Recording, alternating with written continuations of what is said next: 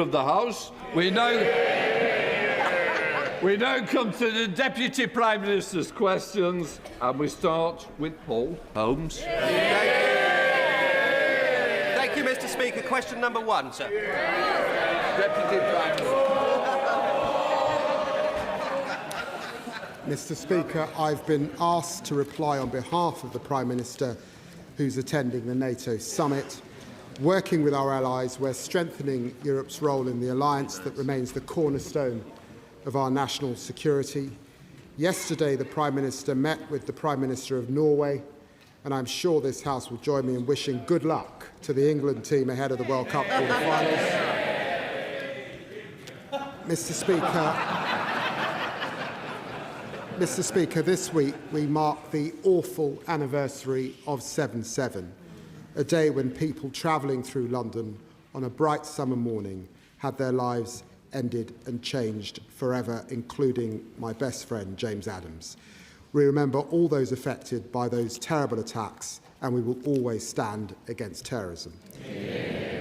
And Mr. Speaker, the Labour Party also pays tribute to Sir George Howarth. He was a champion for Knowsley, a distinguished colleague, and a wonderful, wonderful gentleman.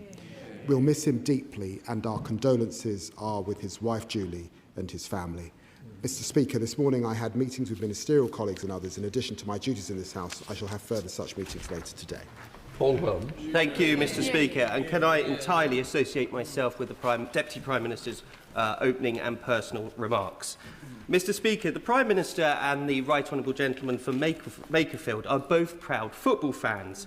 So given that the Deputy Prime Minister clearly thinks the Prime Minister has always been match fit, how does he feel that his own MPs are given the boss the red card and brought on a left winger to get them out of the relegation zone?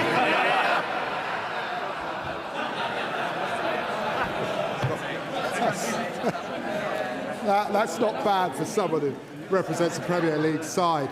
But 2 years since the election, the honourable member still needs to engage with the facts of the Tories' failed period in government. As his colleagues now accept this, the former Treasury Minister, the former Community Secretary, the former Health Minister, the former Immigration Minister, and that's just the member for Newark, who wrecked the country, helped wreck the Tory party, and now wants to do it all over again with reform. Jeff Smith.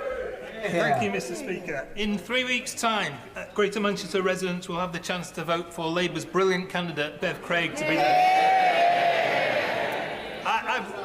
I've worked with Bev for many years, so I know her strong record as a leader and what an outstanding mayor she'll be. Will the Deputy Prime Minister join me in welcoming Bev's pledge to extend free travel on public transport to all 11 to 18-year-olds? So all our young people in Greater Manchester can have the independence to travel to the work, education and leisure opportunities they deserve. Well, I agree with my honourable friend. Bev Craig will be a brilliant mayor for Greater Manchester. I'm proud that Labour is putting power over bus services back in the hands of local leaders. This government has extended franchising powers, capped fares, invested to deliver better services, and we're ensuring children can enjoy free bus travel this summer. I'm sure colleagues will want to get behind Bev in Greater Manchester so that we can defeat Reform's divisive candidate and drive the agenda forward under a new mayor. Shadow Secretary of State, Sir James Cleverly. Thank you, Mr. Speaker. I would like to echo the Right Honourable Gentleman's tribute to Sir George Howarth and pass on my party's condolences to his friends, family and loved ones. I also wish to echo his support and encouragement to the England football team in their forthcoming match against Norway. And of course, I will echo his words about those people murdered on 7/7, their friends, their families, but also pay tribute to the emergency services that did so much on that day. Will he apologise to the victims of the rapists, sexual predators and paedophiles that he is planning to release early? Well, Mr. Speaker, I'm delighted to welcome the Shadow Housing Secretary to the dispatch box. He, of course, could have been doing this job every week if he were better with numbers. He's the Foreign Secretary. He was the Foreign Secretary in government that botched Brexit, the Home Secretary in a government that decimated neighbourhood policing, and one of the shortest-serving education secretaries in our history. Now, he asks about a very serious issue, and every decision we have taken has been based on public safety and delivering justice for victims. Let's talk about the context. The last Labour government built 28,000 prison places. We're building 14,000 by 2031. We've already delivered 3,200. Under the Tories, they closed 23 prisons. 23. Gloucester closed. Shrewsbury closed. Portsmouth closed. Holloway closed. Northallerton closed. And what are they now? A block of flats. That's why we have to have an early release scheme. That's why we passed the Sentencing Act. And we're putting community powers locally to make sure that we protect the public. Sir James Cleverly. Mr. Speaker, he makes a joke about use of figures. Let me give him a figure. 50,000 prisoners released early in just 2 years on his watch. And I am genuinely shocked. Mr. Speaker, that when given the opportunity to apologise to victims, he very publicly failed to do so. And let me remind him what this is about. Let me quote Fiona Goddard, herself a victim of grooming gangs, who has been brave and open about how his policy will impact her. And she says, "Finding out that they may be released early has completely set me back. I have barely left the house. I feel constantly anxious, frightened, and unsafe. I can barely sleep." This is the impact his policy is having on victims. He refuses to apologise. But why is he pursuing a policy which he must know is both wrong and dangerous? This is a very serious issue, and the honourable gentleman is experienced in this House. He knows that while he was Home Secretary, they had an early release scheme that set out 10,000 offenders, 10,000 under his... They had 6 schemes within a year. They had a scheme that they announced on the 6th of June 2023, another scheme on the 17th of October 2023, another scheme on the 8th of March 2024, another in April, another in May, another in June, all before the election. And that's why Rishi Sunak, it's rumoured, called the election in the first place. They left a system with just 83 empty cells. That's what the Justice Secretary previous to me inherited when she came into office. That's why we had to pass a sentencing scheme. He hasn't said what they would do now to fix the system. Of course we think of every victim. And that's why we're notifying victims in discussion with all victims. I sat last week in my surgery with a victim of grooming gangs. All of us want to see offenders locked up. That's why we've got to have prison capacity. Sir James Cleverly. Mr. Speaker, he talks about 10,000 early release over 14 years of Conservative government. They have released 50,000 in 2 years. And he knows it's wrong. He is a good man. He must know that it is wrong to release 5,000 serious criminals, including rapists, including paedophiles. And not only does he know it's wrong, but his party knows it's wrong. 400 Labour MPs and not one voted to support the government's policy in the vote last night. They know it's wrong. The country knows it's wrong, but he insists on pursuing it anyway. So if he will not change course, will he at least make this guarantee that not one rapist or paedophile will be released early later on this year? He hasn't proposed what they would do if they were in office. They released 10,000 with 4 different schemes, no impact assessment when they released them, no victim contact when they released them, no warning. They did it on the slide. And let us be clear. Yes, we've got more probation officers. They, of course, cut probation, decimated it because of Chris Grayling. We've invested £700 million in probation. We're rolling out the largest programme of tagging in our history. We're forcing offenders to stay boxed in certain areas rather than where victims are. We're creating alcohol, pub, football and driving bans. We're implementing income reduction orders, and we're expanding chemical castration for sex offenders. None of it happened when they were in power. Sir James Cleverly. Mr. Speaker, he will look back on this exchange and I think he will be shocked by how this is coming across. No apology to the victims, no guarantee that paedophiles and rapists will not be released early. We all know that releasing dangerous criminals on purpose is the wrong thing, but not content with doing that, he is hell-bent on releasing dangerous criminals by accident. Yep. Last year, in response to the questions from my right honourable friend, the member for South Suffolk, he claimed that under Labour he had got a grip of accidental releases. Yet we now know there have been more accidental releases in the last 2 years than in the entirety of the last Parliament. So I give him another chance. Will he apologise to the country for his abject failure at keeping prisoners in prison where they belong? I've got to say, this is rich coming from the honourable gentleman. They had 14 long years in power. They wrecked neighbourhood policing. He was Home Secretary. Prisons were at bursting point. That's why they called the general election.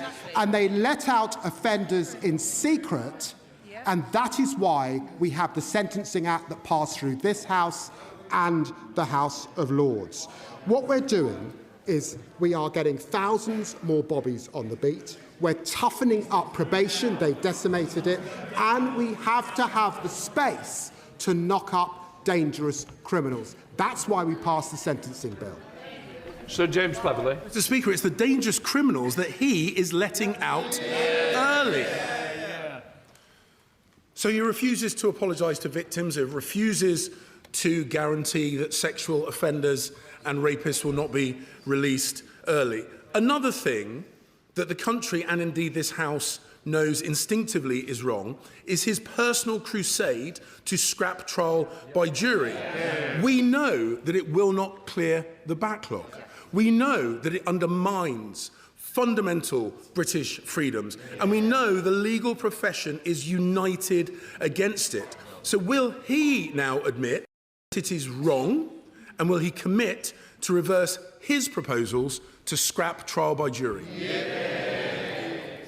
Well, let's be clear, Mr. Speaker. There is no proposal before this House to scrap trial by jury. The honourable member needs to do better and get on the detail. There is a threshold change. There is a threshold change. Margaret Thatcher made a change to jury trials. David Cameron made a change to jury trials. The vast majority of criminal cases in this country are dealt with by magistrates, again, which they cut. We're restoring the magistracy, and they can do more. We're investing in our courts. They ran our courts down. We're modernising our courts. We're introducing digital ID, and we need reform. Sir James Cleverly.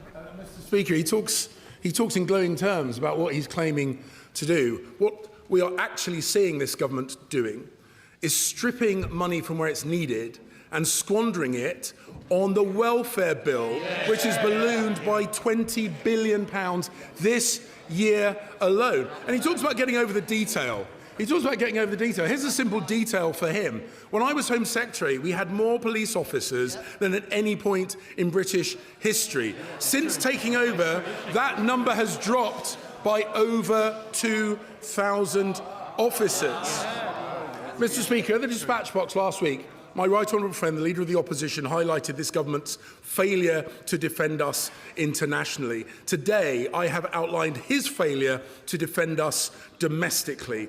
If the soon-to-be Prime Minister... Is he in the room anywhere? No. if the soon-to-be Prime Minister does not want to be complicit in his failure, he should come out and condemn this plan, not just hint that he opposes it. Because if Labour cannot protect the citizens of this country, either domestically or internationally, then what on earth is the point of them? Mr. Speaker, he insists on proving that he can't count. We lost 16,000 police officers when they were in power. Mr. Speaker, the British people haven't forgotten what the party opposite did to our country.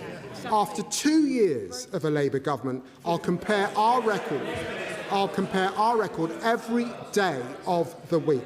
Their record is the biggest fall in living standards in recorded history.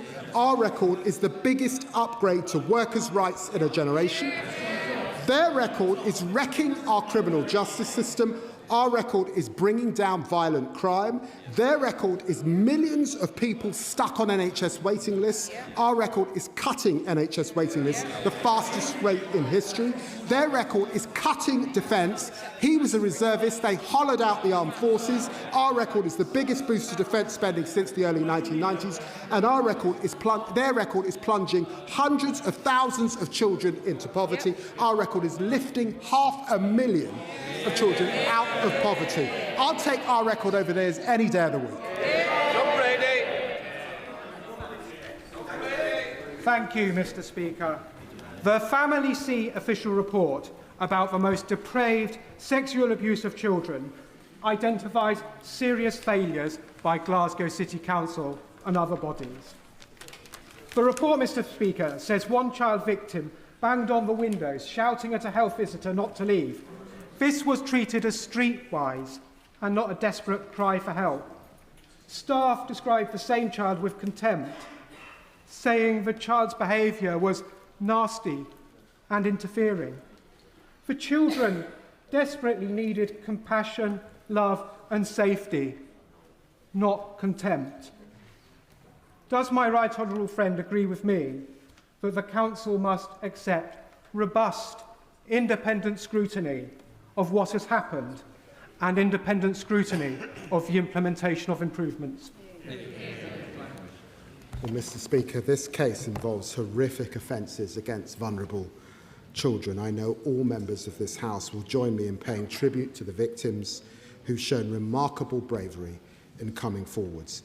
It's evident that these children were dreadfully failed, and Glasgow City Council must urgently act on the recommendations of this review.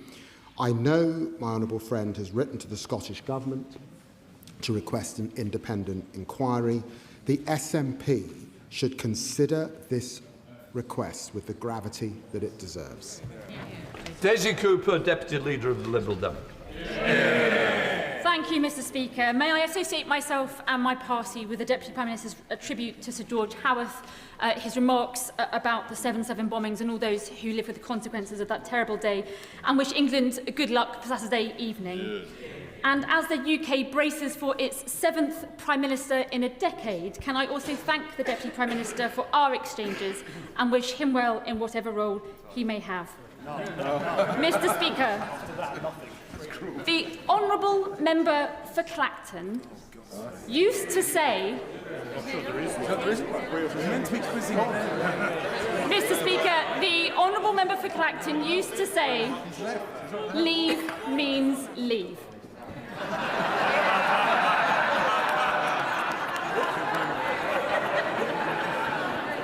But it seems his latest stunt is to leave this place just so that he can return as a fully fledged member after not just one referendum on his behaviour, Mr. Speaker, but possibly 2.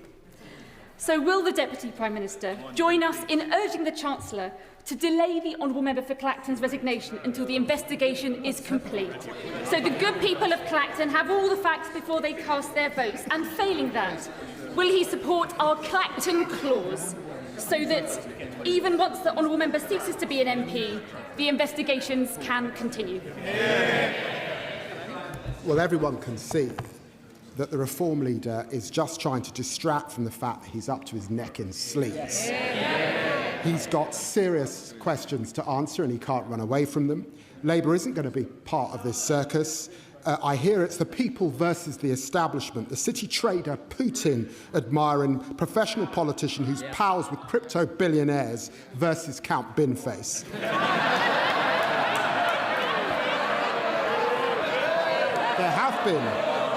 There have been unqualified joke candidates in the past. Let's see what the people of Clacton decide.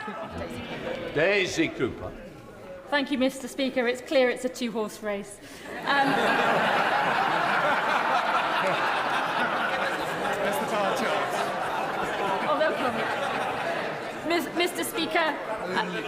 Mr. Speaker, on a more serious and very sombre note. On a sombre note, Mr. Speaker. On a sombre note, MI5 has defended in court an agent that they knew to be openly misogynistic, obsessed with violence, and who used his position to coercively control his girlfriend Beth and attack her with a machete. To add insult to injury, MI5 also gave false evidence to the court. So will the Deputy Prime Minister use this opportunity to offer Beth a full apology on behalf of the government? And will he use his position to bring back a full Hillsborough Bill next week, which covers the security services, so that we can pass the law before the summer recess?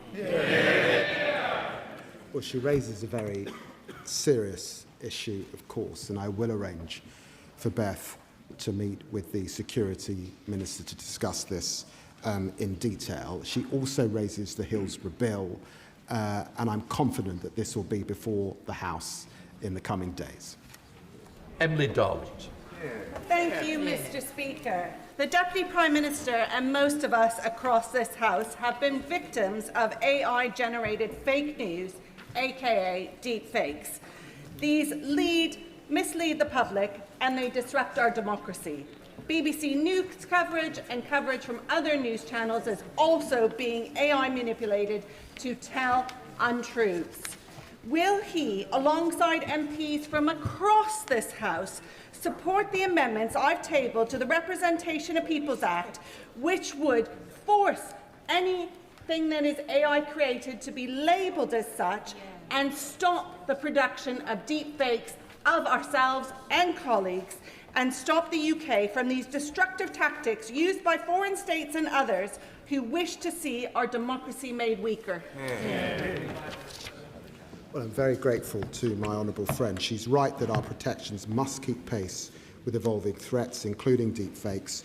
I know she's been in close discussions with ministers on this issue, and we will look at her amendment closely. We're absolutely focused on protecting our democracy against foreign interference. Dr. Ellie Charge. Thank you, Mr. Speaker. Our politics needs fixing fast. The broken, outdated first-past-the-post system has clearly failed to deliver stable government. We urgently need to rebuild trust in our democracy and ensure that everybody's vote counts equally. So does the Deputy Prime Minister agree with the Right Honourable Member for Makerfield that proportional representation is an idea whose time has come? And does he agree with me and members across this House that time is now, before the next general election? Well, I'm very pleased that she raises the issue of votes and democracies. But I've got to say this to the Greens. During the local elections, a Green councillor in Lewisham described me and the Shadow Foreign Secretary as coconuts. Her party looked the other way, kept her candidate in post, and have rewarded that candidate with a council job. I'm not making this up, the Cabinet Member for Healing. The Greens could start a healing process by stopping such racist language. Douglas McAllister. Thank you, Mr. Speaker. This week marks the second anniversary of our Labour government, and 2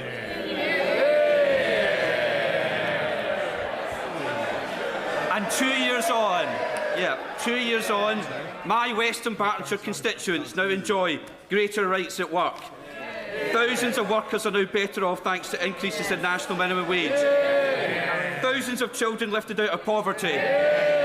Tens of millions of pounds in pride in place funding to communities previously left behind. Shipbuilding on the Clyde secured with the Norwegian naval deal. Billions of pounds investment in fast lane. As well as a new youth hub set to open next month. I think even the one of us is sitting down, it's not me. I think the Deputy Prime Minister could even answer that because he wants to answer. Well, can I commend my honourable friend for the difference that he's made, including his hard work to bring pride of place funding to his constituency. He lists an amazing record in 2 years, and we've got 3 more to go, Mr. Speaker. James Murdoch. Thank you, Mr. Speaker. Understandably, over the past week, rules and regulations have come under sharp focus. But even more important than the rules and regulation is the law. And on that topic, I believe there are a number of things where everyone in the House can agree and everyone in the House can feel proud. Phrases such as without fear and favour and symbols such as Lady Justice wearing a blindfold.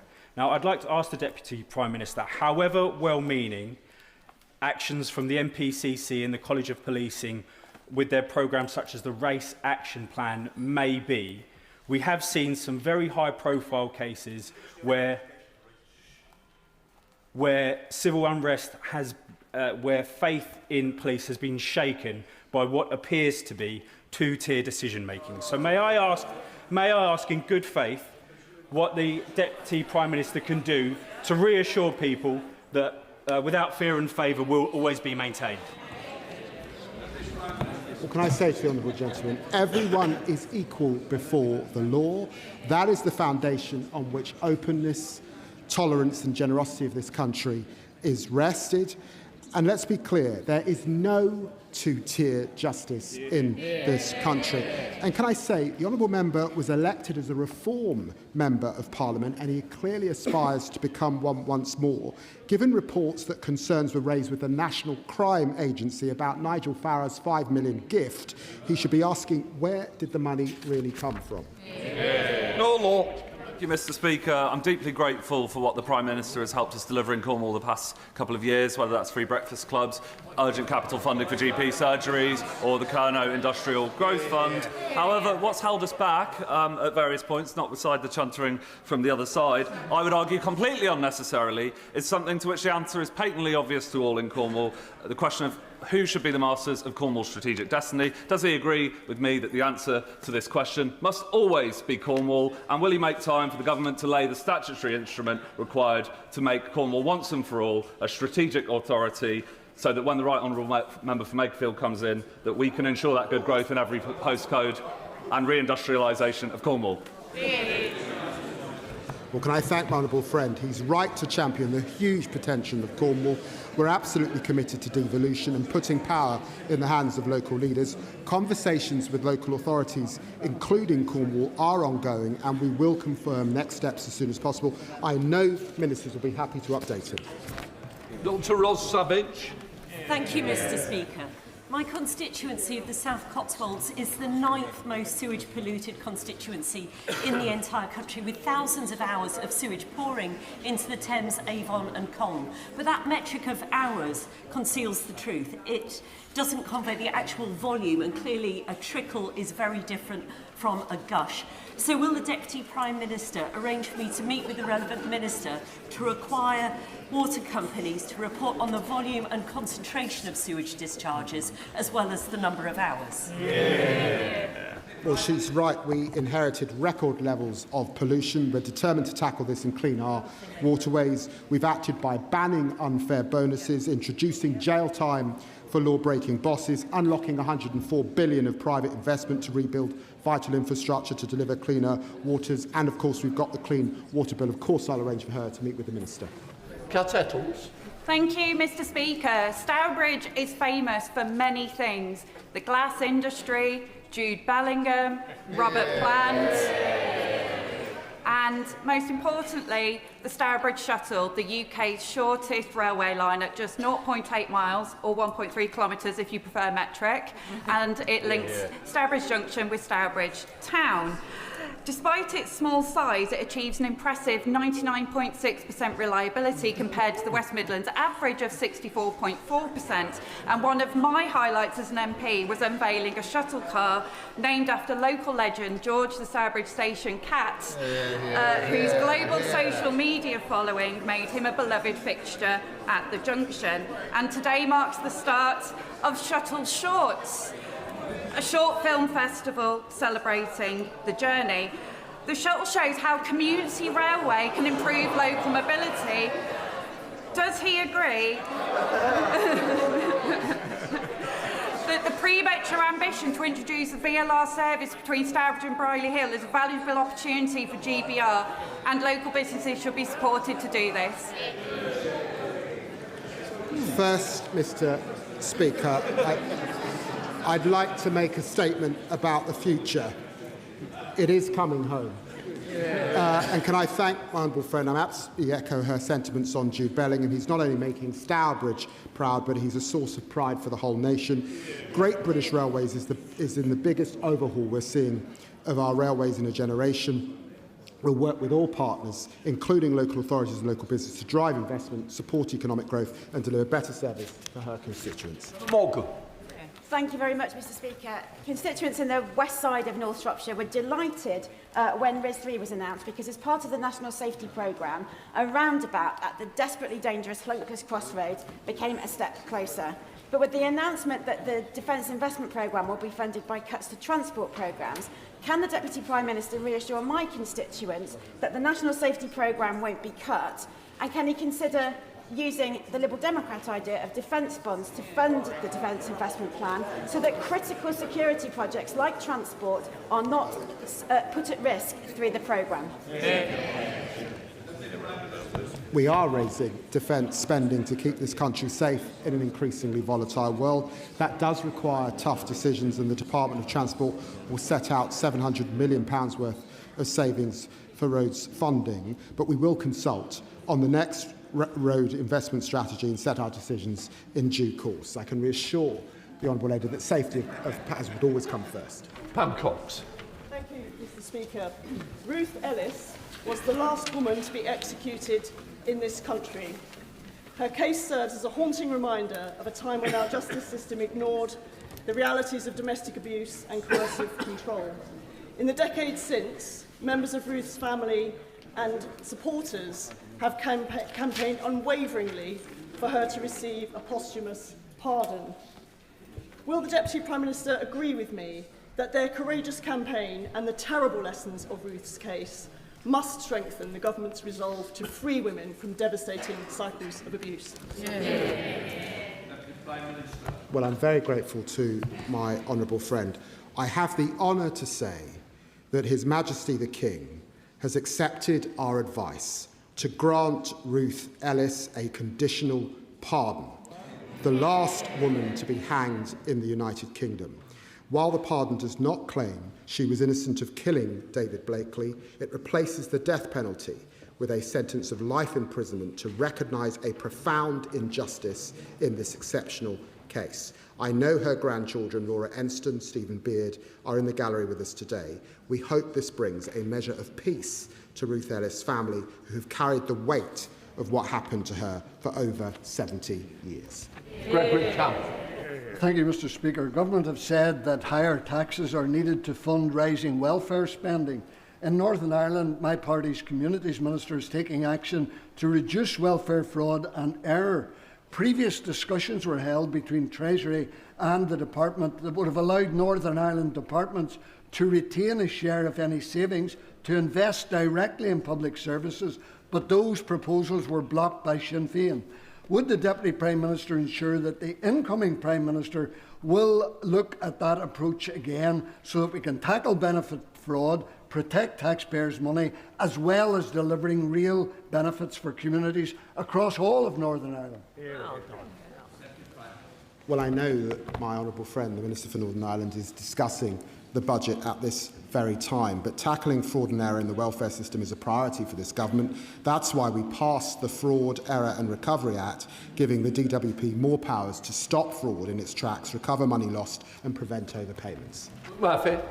Thank you, Mr. Speaker. Yesterday, I was proud to host a number of Basingstoke's Nepalese community here in Parliament, including a number of Gurkha veterans. One of the issues we discussed was that of Gurkha pensions, and I pay tribute to the work of my honourable friend for Aldershot for all of her work on this issue. I've been proud to work alongside her.